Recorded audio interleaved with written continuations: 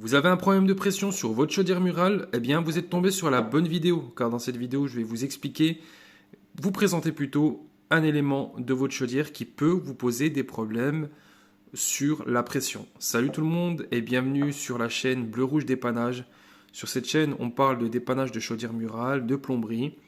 Et donc dans cette vidéo, je voulais vous parler des problèmes de pression. En réalité, le problème de pression ne vient pas seulement de cette pièce. Alors, je vais en parler un peu plus loin dans la vidéo, juste après. Donc, les problèmes de pression sur vos chaudières peuvent venir de différents éléments. Ça peut venir du disconnecteur, ça peut venir aussi du manomètre qui est bouché. Alors, le manomètre, c'est la petite aiguille qu'il y a sur votre chaudière. Quel que soit le modèle de chaudière, Chappée, ELM Leblanc, Chafoto, Saunier Duval, il y a toujours un petit manomètre. Des fois, sur certains modèles de chaudière, les manomètres sont à l'intérieur des chaudières.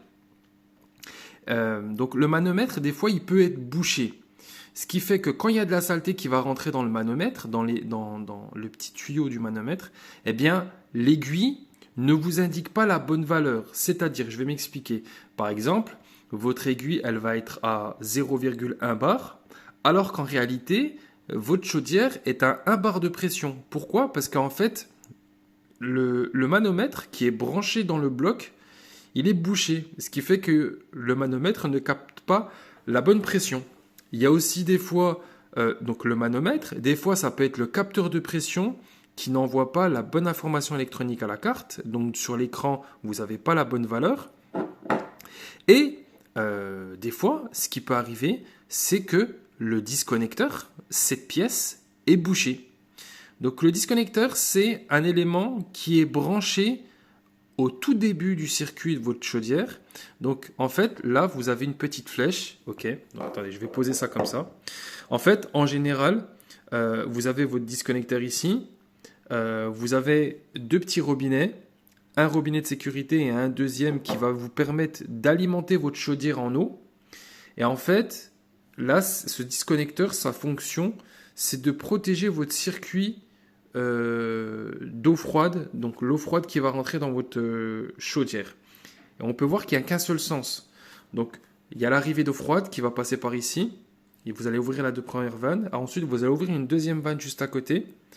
Et là, il y a de l'eau des fois qui va couler. Pourquoi? Parce qu'en fait, le clapet, des fois, il y a un clapet anti-retour.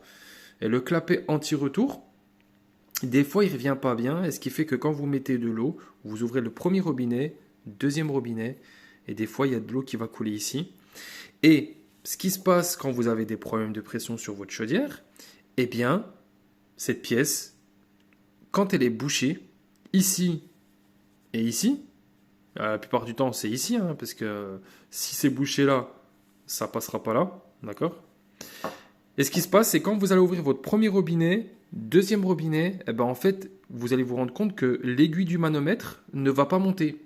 C'est-à-dire que vous allez vouloir mettre en pression d'eau votre chaudière, or que l'eau froide qui est censée passer par ce clapet, ce disconnecteur, ben elle ne passe pas. Donc du coup, votre chaudière ne monte pas en pression. Et souvent, c'est le disconnecteur qui est bouché. Donc vérifiez votre capteur de pression, votre manomètre et le disconnecteur.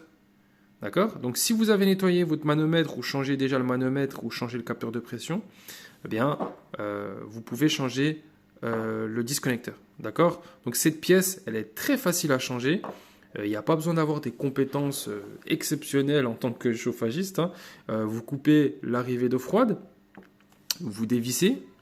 D'accord? Donc là, en l'occurrence, c'est un disconnecteur sur les modèles Chappée, les chaudières Chappée, Solucea, HTE, d'accord? Mais c'est toujours le même principe en fonction des chaudières. Donc si vous avez un problème de pression, cette vidéo, elle est dédiée pour les chaudières Chafoto, ELM Leblanc. L'explication est la même pour toutes les chaudières finalement, d'accord?